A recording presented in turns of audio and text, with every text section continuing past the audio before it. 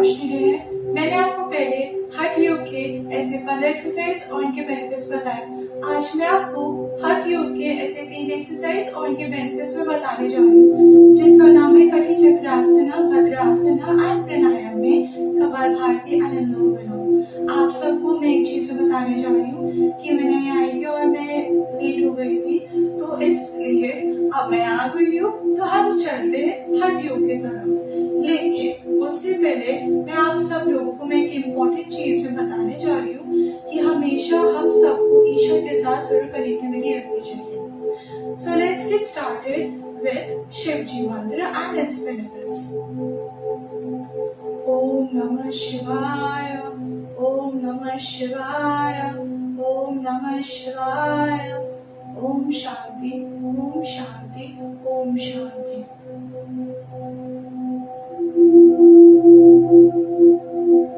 शिव जी मंत्र करने से मेंटल पीस एंड कामनेस लाती है, स्पेशल कनेक्शन को इम्प्रूव करती है, इनर स्ट्रेंथ एंड करेज को बिल्ड करती है एंड नेगेटिव इन्फ्लुएंस को अगेंस्ट प्रोटेक्ट करती है। सो हमेशा हम सबको हठ योग करने से पहले शिव जी मंत्र जरूर करनी चाहिए, चाहे गायत्री मंत्र हो, सरस्वती मंत्र, कोई भी मंत्र हो, हम सबको जरूर करने चाहिए। इससे क्या होता है, ये डिस्ट्रॉय करता है इविल एंड सॉरो को और लाते हैं पॉजिटिविटी एंड पीस को एंड हैप्पीनेस को। सो एक सिद्धिपन के साथ हठ योग करनी चाहिए, कॉन्स्टेंटली प्रैक्टिसिंग के साथ। लेकिन उससे पहले मैं आप सबको इनहेल और एक्सहेल 3 टाइम्स जरूर करके दिखाती हूँ।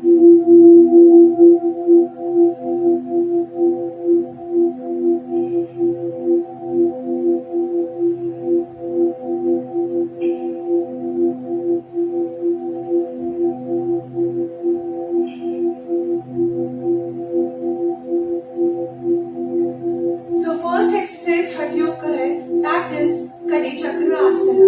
कटी चक्रासना करने से वेस्ट एंड स्पाइन को स्ट्रेंथ करती है और लूज करती है, रिड्यूस करती है बेली फैट को, रिड्यूस करती है स्ट्रेस एंड एंजाइटी को एंड इम्प्रूव करती है ब्लड सर्कुलेशन को। तो मैं आपको प्रोसेसिंग बताती हूँ। सबसे पहले आपको इस पोजीशन पे आना with your legs width apart, then उसके बाद you have to come up, inhale, उसके बाद you have to exhale, you have to turn towards back. Make sure your left hand touches towards your right shoulder. So you have to inhale, then you have to exhale. Come up into the standing position towards your center. I always remember you have to do this at least 8 to 10 rounds, and always you have to repeat this same thing on your left side. So मैंने आपको processing बताया, मैं आपको करके दिखाती हूँ।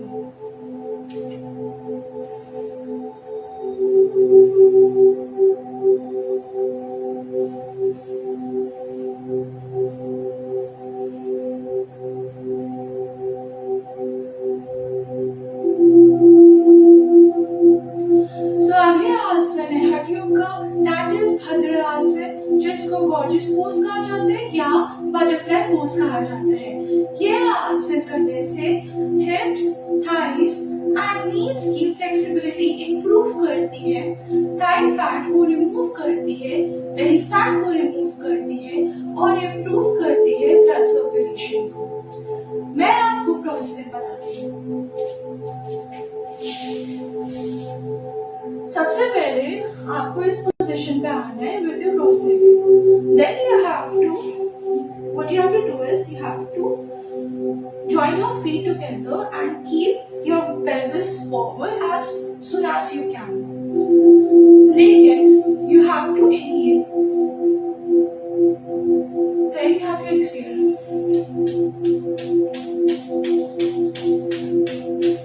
ये आसन हमेशा at least 1 to 3 minutes तक हमें जरूर रखनी चाहिए और then you can continue with while practicing this asan every day. So मैंने आपको प्रोसेसिंग बताया है, मैं आपको करके दिखाती हूँ।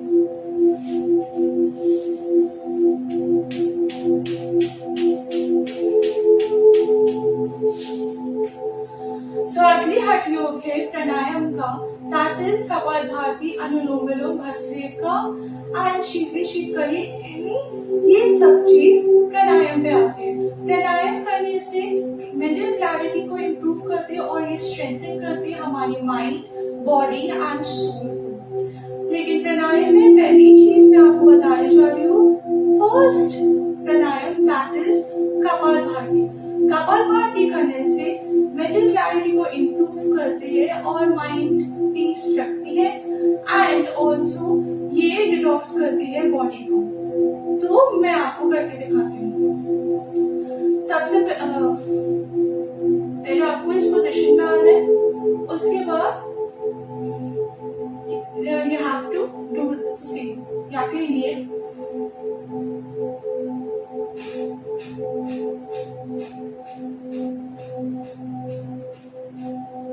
आपको फोर्सफुली छोड़नी है while you exhale।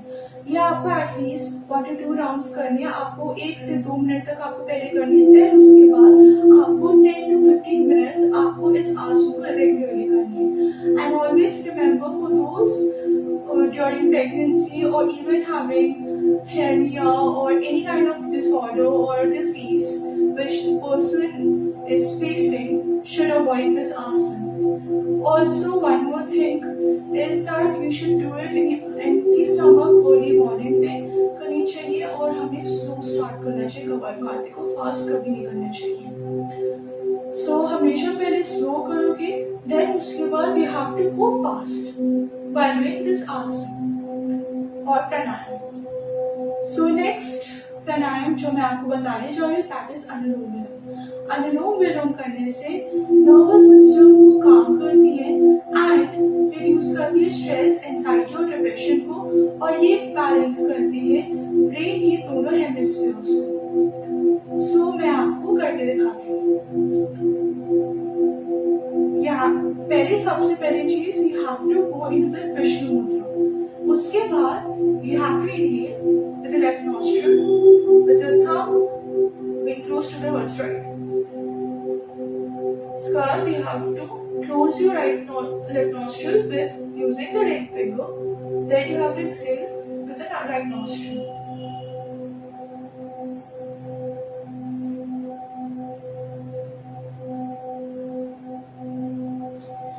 ये आपको एटलीस्ट 1 to 3 राउंड्स करनी चाहिए इस आसन को या प्राणायाम को, and then you have to do it at least 5 minutes every day if you are a beginner. Then उसके बाद slowly आपको 10 to 15 minutes आपको इस प्राणायाम को करना है। So that's it here. ये थी मेरी हठ योग की ऐसी 3 एक्सरसाइज और इनके बेनिफिट्स। अगले वीडियो में मैं आपको ऐसे ही हठ योग के ऐसे और भी एक्सरसाइजेस और इनके बेनिफिट्स में लाऊंगी। तो तब तक के लिए